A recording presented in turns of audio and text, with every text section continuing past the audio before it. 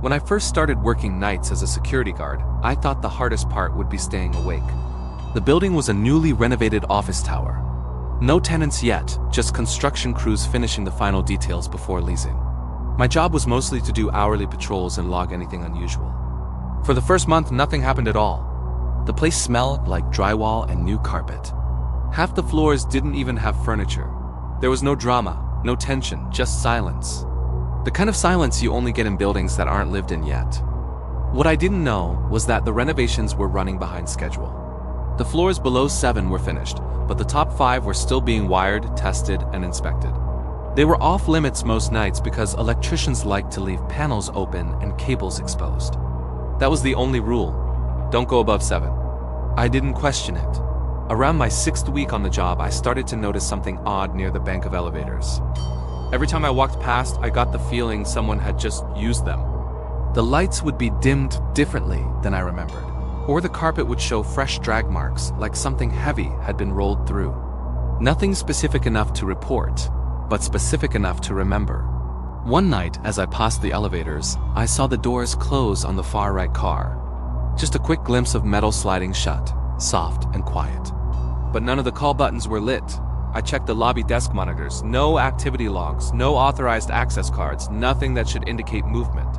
I told myself it was a delay in the motion sensors, or maybe the construction crew hadn't fully calibrated the system yet. That explanation held up until the following week when I saw the same doors open, pause, and then close again. Still no call lights. Elevators don't just wander between floors on their own. During the day, I asked the site supervisor if any inspectors or contractors were working overnight. He told me no. "Only you," he said with a laugh. I didn't laugh back. That Friday around 2 a.m., I was doing my usual patrol when I heard a ding from the elevator bank. The center car. I turned and watched the doors slide open. Nobody stepped out. The interior lights were on, white and sterile. The car smelled faintly of wet cement. A gust of cold air pushed out into the lobby, as if it had just traveled from a floor without heating. I stood there for maybe 15 seconds waiting for a contractor or inspector or literally anyone to step forward. Nothing happened. Then the doors closed and the elevator rose quiet and fast past 7. The display above the doors showed 8, 9, 10, 11, 12. Then it stopped. The lights flickered once. Then the display went blank. I wrote it up in my log that night. Not because I thought anyone would care, but because I wanted proof I hadn't imagined it. 2 days later, while on patrol, I walked past the ground floor conference corridor and nearly jumped out of my skin. There was a man standing behind one of the glass walls. Tall, pale, wearing a suit jacket with reflective threading that shimmered against the interior lights. He wasn't moving, just standing with his hands clasped behind his back, staring into the empty conference room. I took one step closer and realized I wasn't actually looking at the man. I was seeing his reflection in the glass.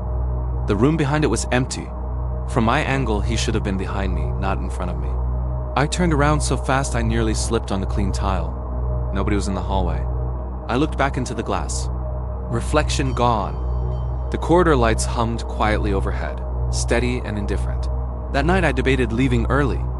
Not because I was afraid, at least that's what I told myself, but because I wanted to avoid the elevators. I felt watched every time I walked past them. Not just observed, watched, as in evaluated. Measured, near 3:30 a.m. I decided to do one final patrol and then sit at the desk until shift change. I walked the lobby, the lower floors, everything normal. No sounds, no movement, no elevator dings.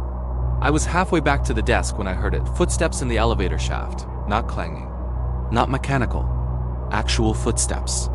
Slow, deliberate, spaced too far apart to be casual. Someone was walking somewhere they shouldn't be walking.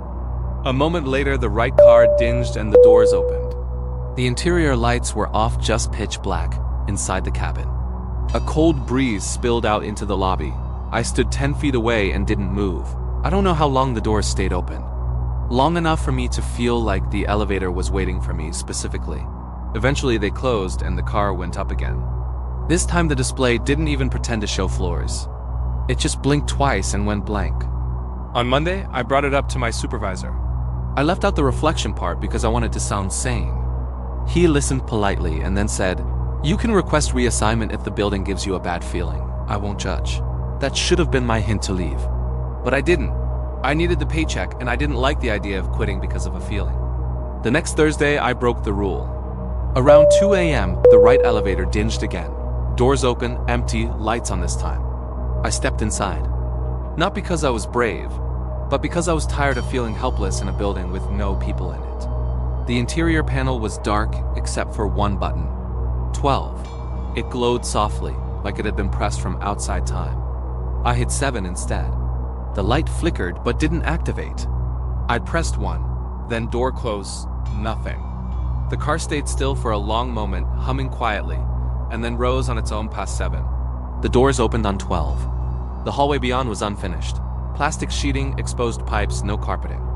It smelled like wet plaster and something metallic underneath. A faint vibration ran through the walls, like fans or machinery humming down the corridor. I should have stayed in the elevator. Instead, I stepped out. There were no lights overhead, but light was coming from somewhere, diffused, gray, unnatural. Halfway down the corridor, I noticed something that made my stomach sink. Footprints in the dust, not work boots, not sneakers. Bare feet, sizable, straight, evenly spaced, like the footsteps I'd heard in the shaft. The dust around them was undisturbed, except for one thing, drag marks beside each print, like the person had been pulling something behind them, or dragging it. I didn't follow them. I backed up slowly and turned toward the elevator. When I did, I felt something shift in the air behind me, like a tension settling on the back of my neck. I didn't run. Running felt like a mistake in that kind of silence. The elevator doors wouldn't close. I kept hitting the button, but they just stayed open. I was still pressing it when I saw movement in the reflective metal beside me. Not an object, just the suggestion of someone tall emerging from the far corner of the hall. Long silhouette, reflective stitching in the jacket. The doors closed just before I turned to look directly. The car dropped to the lobby fast, like it wanted me out. For the next 2 weeks, I refused to touch the elevators. I used the emergency stairs for patrols. The reflections stopped. The phantom movements stopped. Everything felt normal again, until my second last shift, around 4 a.m. I found a file folder sitting on the lobby desk. Plain, unmarked. I assumed the supervisor had dropped it off, so I opened it without thinking. Inside were black and white stills from security cameras. 12 photos total. They showed me patrolling the halls, me filling out log sheets, me drinking tea from my thermos. All taken from angles not covered by active cameras. The last photo chilled me straight through. Me standing in front of the glass conference room wall, staring at the reflection. In the photo, the man was standing beside me. Tall, pale, hands clasped behind his back. The timestamp read, 2 hours 11 minutes and 36 seconds. The exact moment I thought I'd imagined it. When shift change came, I didn't say a word to anyone. I just signed out and drove home. I quit 2 days later by email. 3 months passed before I heard anything about the building again. A friend sent me an article saying the tower's grand opening was delayed. Permit issues, they claimed. But buried near the end of the article was a single sentence about a worker who fell down an open elevator shaft during electrical testing. Floor 12. The article didn't name him, but it mentioned injuries consistent with being dragged before the fall. The building opened eventually. Businesses moved in. People walk those hallways every day now, but I never go near it. Sometimes, though, when I pass other office towers at night, I catch glimpses in the reflective glass, just silhouettes, pale and patient, hands folded behind their backs, watching floors that aren't finished yet. The shadows are watching. Will you return for more? Like and subscribe if you want to hear the voices that whisper in the dark.